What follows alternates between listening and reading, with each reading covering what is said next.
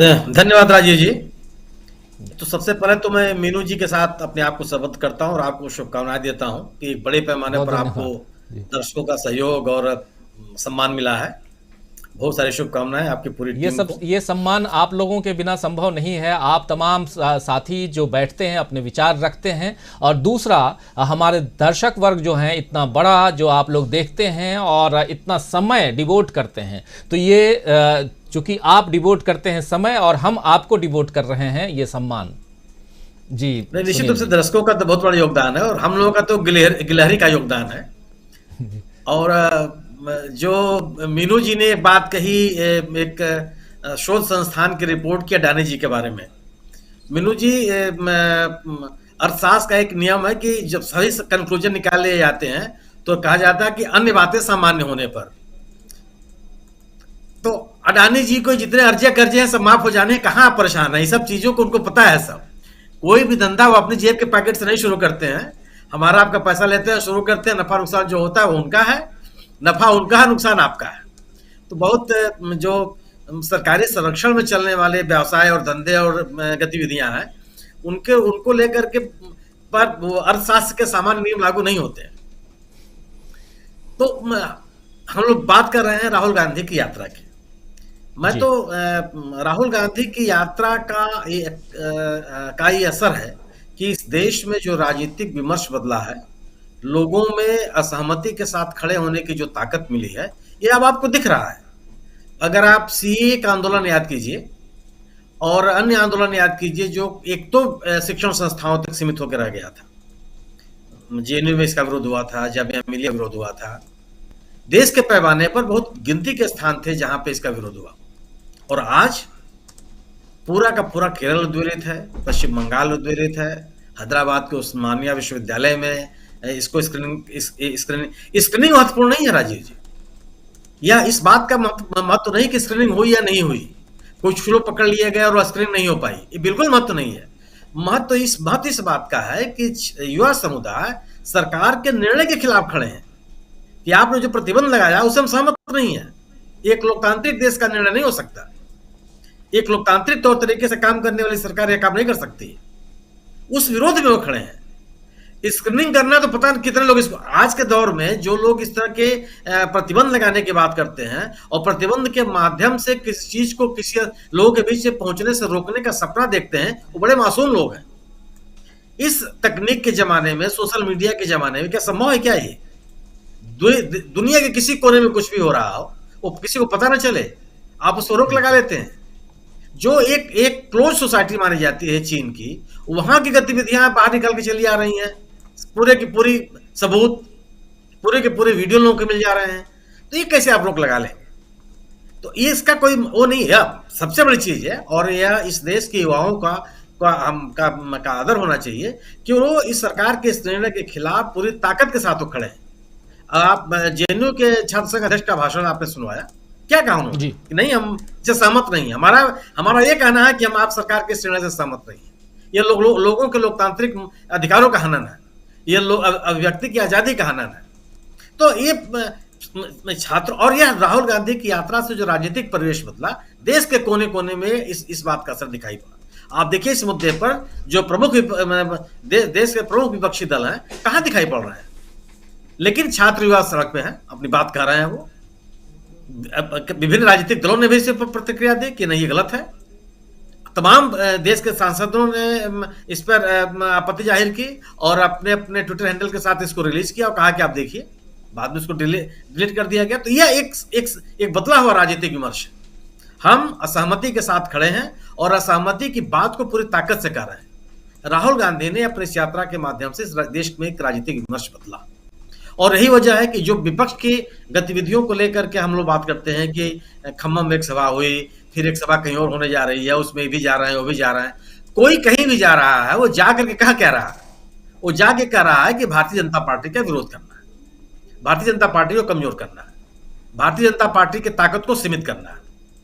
और निश्चित रूप से सीमित करने का, उसको इलेक्टोरल जो डिविडेंड है उसको पाने के लिए यह प्रत्येक राजनीतिक दल को आभास होगा कि वो अकेले उनके बूते का संभव नहीं है। और राष्ट्रीय पैमाने पर अगर कांग्रेस को अलग करके कोई राजनीतिक गठबंधन की बात सोचता है और इस मुद्दे पर भारतीय जनता पार्टी को रोकने की बात करता है, तो वह राजनीतिक रूप से बहुत तार्किक निर्णय उसका नहीं है। बिल्कुल। देश के लोग आज कांग्रेस के प्रति एक अलग नजरिए से देख रहे हैं। उनके मन में यह बात आ रही है कि कांग्रेस के ऊपर जो अगंभीर होने की बात कही जा रही थी, जनता के मुद्दों से अलग थलग पड़े रहने की बात कही जा रही थी, वो निर्मूल है। कांग्रेस ने लोगों के बीच में जाकर के इस बात को साबित किया और अपनी बात को कहा है और पूरी ताकत से कहा है। और सबसे आश्चर्य की बात है कि धारा के विपरीत कहा है। आज देश में ये धारा बह रही है कि बहुसंख्यक की राजनीति करनी है।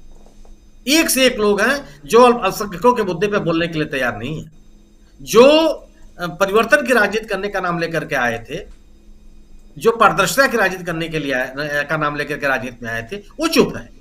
ऐसे में एक नेता पूरे एक देश के प्रत्येक नागरिक को एक भारतीय नागरिक के रूप में उनकी बात सुनने के लिए बाहर निकला और बहुसंख्यकवाद की बात करने के लिए तैयार नहीं है, तो निश्चित रूप से इस एक राजनीतिक माहौल बनाया राहुल गांधी ने अपनी इस यात्रा के माध्यम से। और जिस बड़े पैमाने पर माने कश्मीर जैसे इलाके में जो समर्थन इनको मिला है, तमाम तरह के आशंकाएं व्यक्त की जा रही थी, तब और जिस तरह के सुरक्षा के वहां पे तामझाम है, उसमें लग नहीं रही, इस बात की आशंका व्यक्त की जा रही थी कोई बाहर आएगा भी कि नहीं आएगा इनसे मिलने के लिए, लोग इसे मिलने निकलेंगे भी कि नहीं निकलेंगे। खराब मौसम, खराब राजनीतिक स्थितियां, सुरक्षा के तमाम आशंकाएं, तमाम तरह के राजनीतिक गतिरोध इस लेकर के बीच, और बावजूद इसके इतनी बड़ी संख्या में लोग निकले सड़कों पर और साथ चल रहे, न केवल निकले, साथ चल रहे हैं, साथ साथ अपनी बात कर रहे हैं, अपने आप को उस यात्रा के साथ जोड़ने के लिए तैयार हैं। तो राहुल गांधी की मौजूदगी में सिविल सोसाइटी और कांग्रेस के द्वारा जो यात्रा शुरू की गई है, इसका यह राजनीतिक असर है। और निश्चित रूप देखिए, मेरी निजी राय तो राजीव जी है कि ये डॉक्यूमेंट्री है, इस डॉक्यूमेंट्री से राजनीतिक नुकसान देश के अंदर भारतीय जनता पार्टी को कुछ नहीं होना। इसलिए नहीं होना है कि ऐसा कुछ भी उस डॉक्यूमेंट्री में नहीं है जो लोग जानते नहीं है। 2000 के दंगे को जानते हैं, 2014 के बाद जो कुछ भी हो रहा है, पिंक रिवॉल्यूशन के नाम पर जो जिस तरह की बातें कही गई थी प्रधानमंत्री जी के द्वारा, उसके बाद जो रिएक्शंस हुए थे, फिर जिस तरीके से मॉब लिंचिंग में शामिल लोगों का सम्मान किया जाता रहा, ये कोई अतीत की बात थोड़े है, हमारे आपके सामने हुआ। गुजरात चुनाव के दौरान अगर कोई राजनीतिक दल किसी अल्पसंख्यक महिला के साथ, तो उसके परिवार के साथ हुए दुराचार और हत्या के मामलों में सजा याफ्ता लोगों को अगर कोई सरकार रिहा करने के समय से पहले रिहा करने का साहस करती है, न केवल रिहा करती है बल्कि उनको फूल माला पहना कर उनका सम्मानित भी करती है, तो आप समझ सकते हैं कि ये किस दिशा में सोचने वाले लोग हैं वहां। इससे वो नहीं है डरे हुए कि उससे तो उनका वोटर जो उनके लोग सोचने वाले, उनकी तरह सोचने वाले लोग हैं, उनको लाभ होना है। मुख्य सवाल यह है कि अंतरराष्ट्रीय स्तर, जिसकी बात आप कर रहे हैं, अंतरराष्ट्रीय स्तर पर क्या होगा। आप जो अपने आप हाउडी मोदी और क्या क्या जो कार्यक्रम जगहों पे आयोजित किए जाते हैं और जिससे प्रधानमंत्री की छवि निखारने की कोशिश की जाती है, उन लोगों के बीच में इस डॉक्यूमेंट्री का क्या असर होगा। और डॉक्यूमेंट्री ऐसे किसी व्यक्ति नहीं बनाया है जिसके ऊपर आप यह करके खारिज कर दें कि यह प्रायोजित है। बीबीसी की विश्वसनीयता को लेकर के प्रधानमंत्री जी कितनी बार कह चुके हैं कि सर्वाधिक विश्वसनीय संस्था है। जब उन्होंने अपने देश के संस्थाओं के ऊपर अविश्वास पैदा किया को लेकर बात कही थी कि इनकी बात नहीं सुनी जाती है, लेकिन लोग कहते हैं कि हमने बीबीसी से सुना था। उस एक अंतरराष्ट्रीय संस्था जिसकी विश्वसनीयता है, वो जब एक डॉक्यूमेंट्री लेकर, और उस डॉक्यूमेंट्री आप भी नहीं कह सकते हैं कि एक पक्षीय है वो, उसमें अगर आप ये बात मैंने डॉक्यूमेंट्री देखी नहीं, मैं जो रिपोर्ट में पढ़ रहा हूँ डॉक्यूमेंट्री को लेकर विभिन्न जगहों पर कि तमाम लोगों के उससे इंटरव्यूज हैं। अगर स्वपन दास गुप्ता उस डॉक्यूमेंट्री में अपनी बात कहते हैं तो इसको कैसे कहा जा सकता है कि एकांगी है वो। और अगर बीबीसी ये कहती है कि साहब हमने भारत सरकार से कहा था कि अपना पक्ष रखिए आप, तो उन्होंने कहने से इनकार कर दिया था, तो ये भी आप ये नरेशन चलने वाला नहीं है। और आप यह कहना कि बीबीसी का की यह डॉक्यूमेंट्री भारत के अंदरूनी मामलों में हस्तक्षेप है, अरे साहब किस दुनिया में आप रहते हैं। जब भारतीय मीडिया श्रीलंका के राष्ट्रपति के पलायन की बात कह रहा था, तो क्या भारत सरकार का हस्तक्षेप था श्रीलंका के मामलों में? आप रोज हिंदुस्तान पाकिस्तान का गाना गाते रहते हैं कि वहां ब्रेड नहीं है, दूध नहीं है, पानी नहीं है, बिजली नहीं है, ये नहीं है, वो नहीं है, लोग सड़क पर निकलेंगे। तो क्या पाकिस्तान के अंदरूनी मामलों में भारत सरकार का हस्तक्षेप है? आप म्यांमार की बातों को लेते हैं कि वहां सेना ये नहीं करने दे रही है, वो नहीं करने दे रही, तो क्या भारत सरकार का हस्तक्षेप है? मीडिया मीडिया है, पूरी मीडिया इस तरह की बात करती है। आप भारतीय मीडिया जो यूक्रेन और रूस के युद्ध को लेकर तमाम तरह की बात करती है, तो क्या यूक्रेन और रूस के अंदरूनी मामलों में हस्तक्षेप है वो? एक मीडिया करती कोई सीमा तो थोड़ी होती है कि वो केवल अपने देश के बाहर बात नहीं करेगी। बिल्कुल। और किसी भी मीडिया के द्वारा अंतरराष्ट्रीय स्तर पर कही गई बात उस देश के अंदर, क्या बीबीसी, ये तो सबको पता है ना, जो भी समझदार या जागरूक नागरिक है, कि बीबीसी ब्रिटिश सरकार के पैसे पर नहीं चलती है।